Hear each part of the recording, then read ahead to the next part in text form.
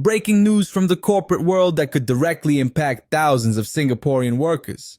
Procter Gamble, the consumer goods giant behind brands like Pantene, Olay, and SK2, has just announced a massive global restructuring that will eliminate 7,000 jobs worldwide over the next 2 years.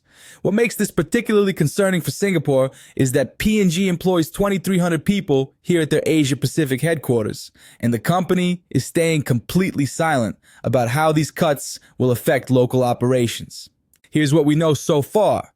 P&G announced this restructuring at a Deutsche Bank conference in Paris yesterday, targeting 15% of their global non-manufacturing workforce. The company cited an increasingly challenging business environment with geopolitical uncertainty and fierce competition as the main drivers.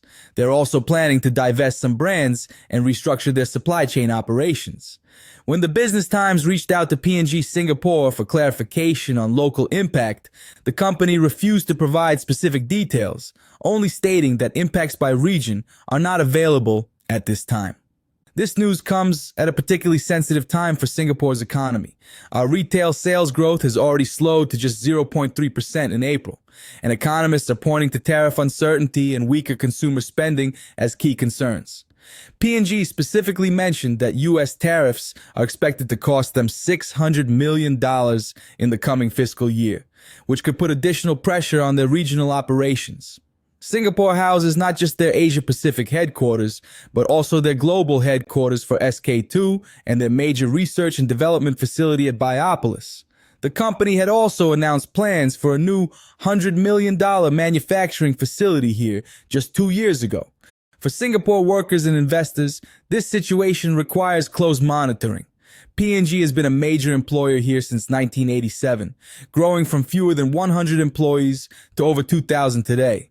While the company promises to handle any layoffs with support and respect according to local laws, the lack of transparency about regional impacts is concerning.